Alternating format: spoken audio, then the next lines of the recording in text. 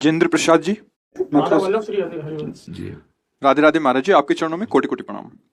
महाराज जी, यदि किसी परिस्थितिवश किसी के द्वारा अतिथि का असम्मान, अभद्रता हो गई हो या अन्य कोई त्रुटि हो गई हो तो प्रायश्चित किस प्रकार किया जा सकता है? भगवान से प्रार्थना करें, वही सबके हृदय में बैठे।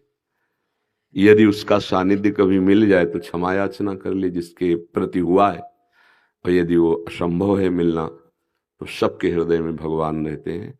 और यदि हम भगवान से प्रार्थना करें कि हृदय से पश्चाताप करते हुए कि ये अभद्र व्यवहार मेरी प्रमादी स्थिति के कारण हो गया, हे परमपिता, हे सबके हृदय में वास करने वाले प्रभु, मुझे क्षमा करो, आगे से मैं आपकी कृपा बल से सावधानी रखते हुए कभी ऐसा अभद्र व्यवहार नहीं करूं, क्षमा कर देंगे। भगवान ही ऐसे सामर्थ्यशाली है।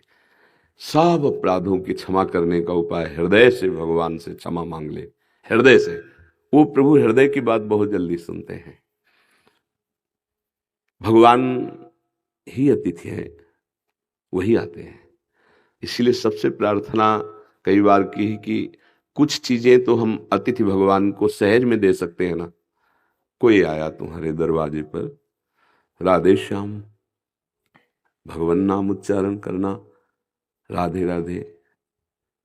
अब इसके बाद मृदु वचन बोलना, कैसे पधारे आप, अर्थ चाहिए, रुपया चाहिए, मैं रुपया लेने आया हूं या अमुक चीज लेने आया।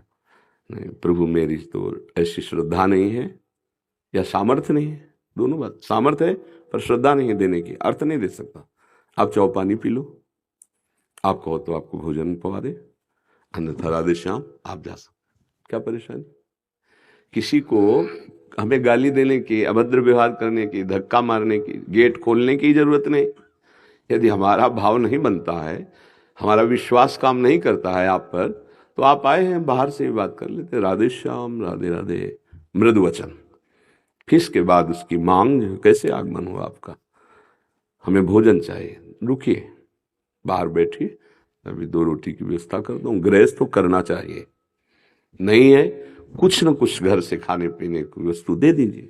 नहीं हमको धन चाहिए, नहीं दे सकते, खुली बात, नहीं दे सकते। अब वो कुछ भी गुस्सा दिखा रहा है, कुछ नहीं, आप चल दीजिए, कोई मत, उससे कोई गुस्सा से आदि नहीं होनी। मृदु वचन, जल आदि के, भोजन आदि के लिए पूछना। अगर हमारा विश्वास श्रद्धा बनता है तो आसन दे देना बैठने।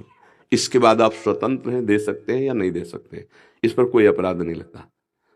आपका भाव नहीं बन रहा है, हम आपको अर्थ नहीं दे सकते हैं, हमारे पास है पर हमारी श्रद्धा नहीं, हम आपको नहीं दे पाएंगे, खत्म खेल। ना वो अपमान माना जाएगा, ना वो तिरस्कार होगा।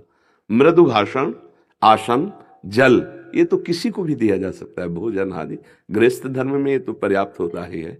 इसके अलावा आपकी श्रद्धा में छूट है कि आप दे सकते हैं या नहीं दे सकते हैं, तो हम क्यों अभद्र व्यवहार किसी से करें। और कोई ऐसे, हम कह रहे हैं ऐसे ही कोई आ गया पर अपने दरवाजे आ गया ना, राधा राधा, राधे श्याम, हम भद्र व्यक्ति की तरह व्यवहार करें, अभद्र व्यवहार न करें। क्योंकि मनुष्य जीवन मिला है, अभद्र व्यवहार क्यों करें। अच्छा, दरवाजा खोलने का तभी अधिकार है जब हम उसको भाव से अपने श्रद्धा में समझ रहे हैं, नहीं तो दरवाजा नहीं खोलना चाहिए। ये भी बात, ये भी कोई अपमान नहीं हमारी श्रद्धा है कि हम आपको खोलकर अंदर बुलाए।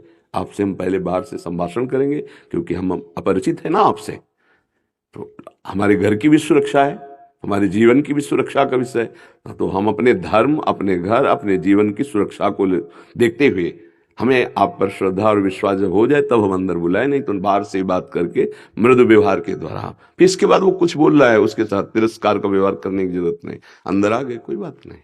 समझ पा रहे हैं आप?